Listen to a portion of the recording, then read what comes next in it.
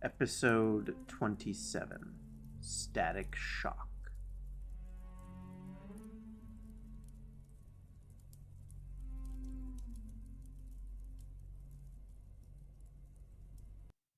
So, before we start, dear listeners, just a quick poll for you who've been listening for a while. Do y'all hear the background noises, like in the episodes? Like the fireplace and stuff. Yeah, stuff. Shut up. It's different in every episode, except for the fireplace. I don't have a fireplace. It's an entertainment unit with a fake fireplace in it. The lights don't even work on it. I got it on Facebook Marketplace for like $5. I know that. I live here, but they don't. Fine. Anyways, I listened back over all my previous episodes, some with Miss Burton here and some not, and I just hear me. Sometimes I hear the paper crinkling, but that's it. Look, despite everything, I'm not crazy, okay? Okay. I never said you were. Just wanted to see how many of our listeners also hear the background noises. Fine. Whatever. Anyway. Greetings and welcome, Dark Wanderers and not. You've magically appeared in our dark and sordid little corner of the world. My name is Skye, and if you don't know Jessi by now, go back to episode 1 and listen in the proper order. Who starts a series at the latest episode? Anyways, we're marked, humans who've had their bodies and souls fucked with by whatever the powers are. The monsters and artifacts and phobias and whatnot. We've decided to do the monumentally stupid thing of finding all these accounts, these sagas of the dark, and sharing them with you. The larger viewing world. So shut up, lean back, and listen to another second half. You know, I really should re-record these without you. Why? They prefer me anyways. Uh-huh. Sure. I finally recognized it for what it was, though it did nothing to allay my concerns as Chad opened his mouth and all that came out was static. I just blinked at him. I was a little shocked and more than a little confused.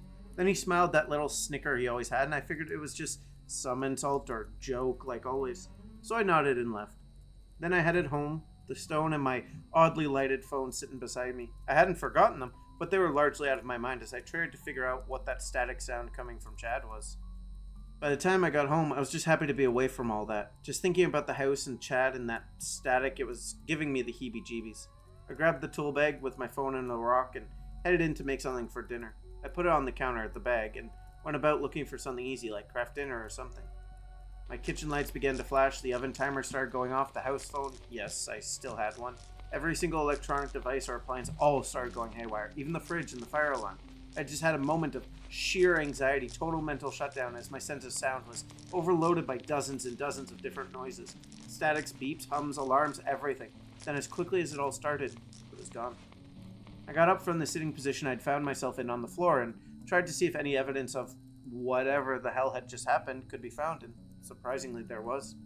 My tool bag, the one with the rock, was glowing that off green again. Well, the bag wasn't, the light coming from inside was, and when I opened it, the rock was looking for all the world to just be a hunk of kryptonite. I grabbed it, stupid I know, but again I moved without thinking. I'm not even convinced I was fully in control of my own actions. I looked at this rock. I honestly cannot stress how ordinary it looked save for the glow and those carved lines. The rest of the night passed by pretty much uneventfully. Everything still worked, but I was scared to try cooking, so I just ate some fruit I had in the fridge. I went to my room and in a moment of clarity maybe, or insanity maybe, I unplugged everything. The TV, the Xbox, the PlayStation, the laptop, even my alarm clock. I had an alarm on my phone too, so I wasn't worried about missing work. There was just something that made me worried to be around anything that had a current running through it. I went to bed and spent the whole night just dreaming of those lines. They took up my vision and just went on forever no matter how much I ran along them trying to see the end. And the entire night, the only sound I heard was that crackling static. And then I awoke to the sound of my alarm and everything seemed off.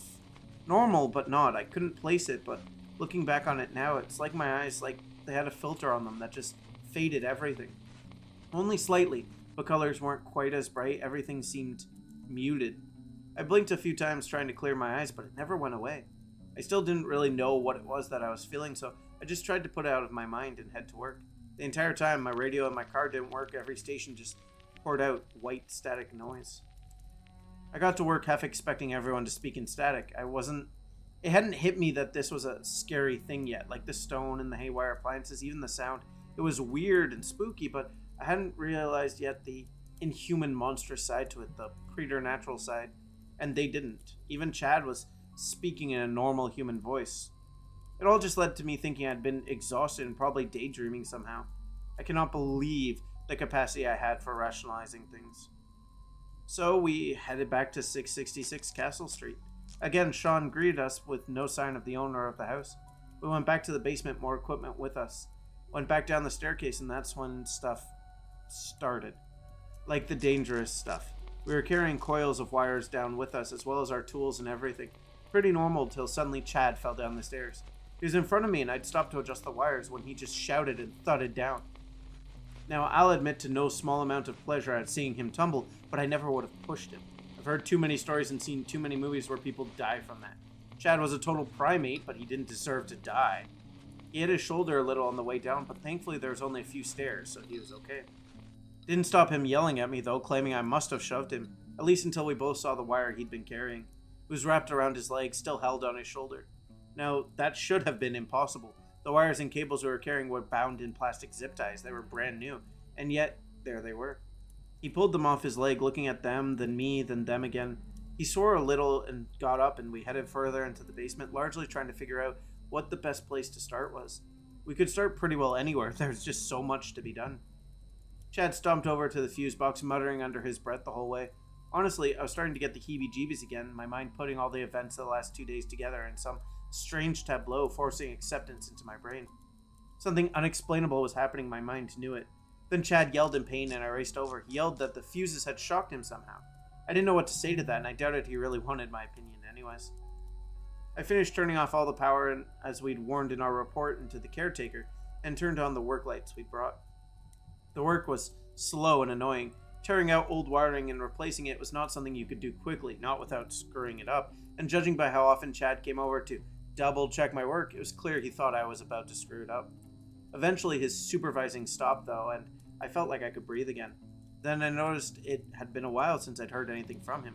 Like easily more than 2 hours, which considering he'd been checking my work every 20 minutes before that. I paused in my work, tied off the cables I was laying, and went to go find him. Maybe he'd decided to take a lunch break or was out smoking or something. I saw his work first and realized his checking up on me was less about me possibly screwing up and more about him just not really knowing what he was doing. There were several points where he'd spliced wires in and capped ends that really shouldn't have been there. Clearly, he'd laid out a bunch of wire, came to check up on me, and realized his own stupidity. There was, well, pride swept through me at that. Pride and a hint of pleasure at the whole situation. And then I heard it again, the static. I paced the entire basement, noting that all of Chad's stuff was laying out everywhere. He's not the tidiest person, but with a job like this, having disorganized wires and tools can actually be really dangerous. He definitely knew better than this. I got to that little section where I'd found the stone. The sound got louder and louder until it was all I could hear, just static everywhere. It had no source, seeming to radiate out from everywhere and nowhere. I tripped over a cord and smacked my head against the wall pretty hard. The static just got louder as I sat there cradling my head a little. And that's when I saw him. Chad.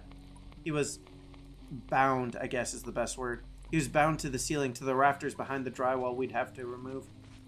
He seemed unconscious, but his eyes were open and had that same greenish glow to them. I tried to scream, I really did. But all that came out, well, I'm sure you can guess at this point. As I stared horrified at whatever was going on, I just started to notice just what was binding him there. Technology. And not just any. There was the Windows 98 monitor I'd found in the attic and taken apart as a kid. The signature I'd put on it in permanent marker right there. The laptop cord my parents' dog had chewed through. Even my haywire toaster from the night before. The more I looked, the more I saw, packed into the rafters. Every piece of modern tech I had ever touched, worked on, played with, all of it. And Chad was somehow connected to them all. As his mouth opened and instead of saliva dripping out, it was oil. I could tell just from the color. The cord seemed to wind around him, up and around his neck, in his mouth, down his throat. There were copper ends keeping his eyelids open, bits of plastic casings shoved under his fingernails. A glass screen replaced his chest, the very skin seeming to have grown into it. Green RAM sticks and other electronic components I couldn't really decide what they were seemed to be growing out of his body, out of his arms and his legs. Then out of nowhere, the static vanished, replaced by the sound of Chad's crackly breathing, somehow inhumanly loud. His hand slowly came away from the rafters through the tech that I thought was holding him there, was still attached to him as he slowly stretched down to me. The central vac that I had at my house, stretching his arm with a loud cracking and crunching of the bones and ligaments in his arm. Just before those fingers with clawed hands and oil dripping on my face, just before they touched me, everything vanished. Chad, the tech, the breathing, even the rafters vanished as it returned to just drywall ceiling tiles. All the wires the owner had pulled, all the ones we'd redone, all gone. Then the lights came on, and I was in the basement alone, nothing but my tools. I don't know how long I sat there, panting, mentally losing it, but eventually I thought it was safe enough to stand, so I did. I gathered my tools, my hands shaking so bad it took far longer than it should have. Every time I grabbed something tech-related, copper wires, caps, electronic meters, I tensed, ready to jump away should it go rogue and try to attach to me. By the time I got to the stairs, I was writing my resignation in my head and trying to figure out just what had happened. The oil was still on my face. I knew I wasn't hallucinating, but it couldn't be real. It just couldn't. That type of shit it doesn't happen. I got to the main floor and was greeted by Sean, who thanked me for my swift work. He handed me an envelope with double what the estimate had been in it and asked that I be the one to return should they have any more issues. I nodded dumbly, still more than a little confused and scared. I can only imagine how I looked. I headed to the work van when what the caretaker had said hit my mind. He'd said, the one. But we'd both been there. Hell, the other than the first morning, Chad had done most of the talking to Sean. I looked around the van, but there was no trace of Chad or his equipment. I drove back to the store. The roads were thankfully empty. With how jittery and jumpy I was, it'd probably have caused a few accidents. I got back, handed the money to Nancy, and she thanked me, told me it was a job well done. Chad's desk was empty, like completely. It looked new. I asked one of the coworkers where Chad was, but he just looked at me like I'd grown two heads. I just walked away and he called after me, or at least I think he did. All I heard was static. I wrote out a very quick resignation in a very shaky hand and left. Walking home for 2 hours, I didn't trust the car. The sound followed me over and over every time I came close to anything with electricity. Cars on the road, street lights, intersections, people's houses, everything. At one point, I started running with my hands over my ears. When I got home, the sound just grew louder and louder.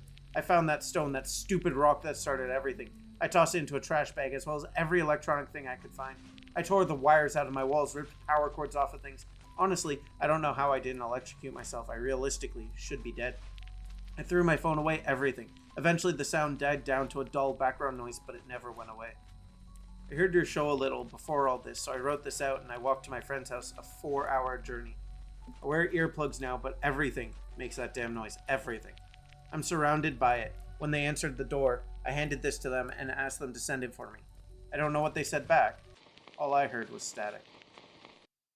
This is all disturbing, to say the least. Really? Possible hallucinations and weird rocks are what finally gets to you? Oh, hush. No, I mean, I like horror, obviously. Have for pretty much my whole life.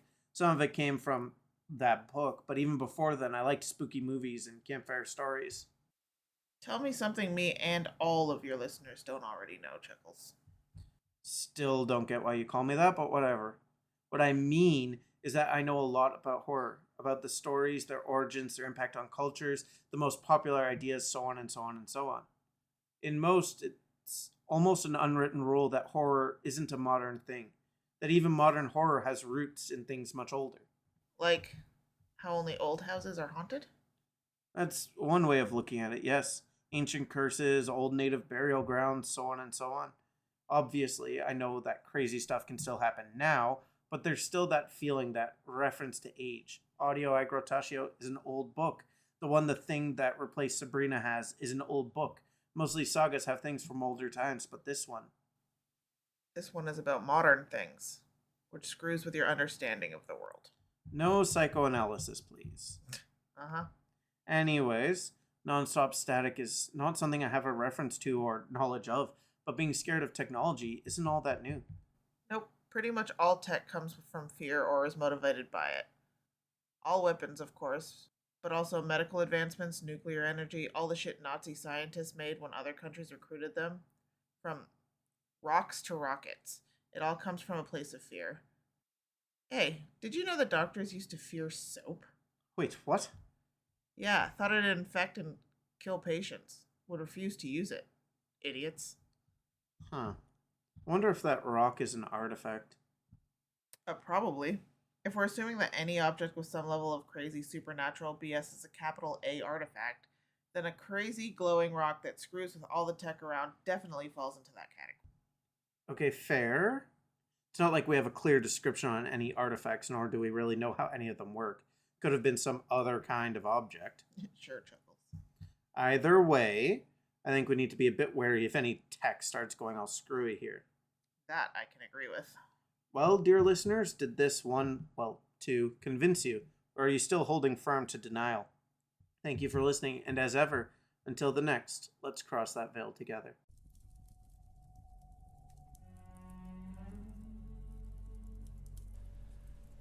This episode was written and edited by Chloe Dagan and starred Jessica Boucher as Skye Burton and Chloe Dagan as Jessie. Thanks for listening.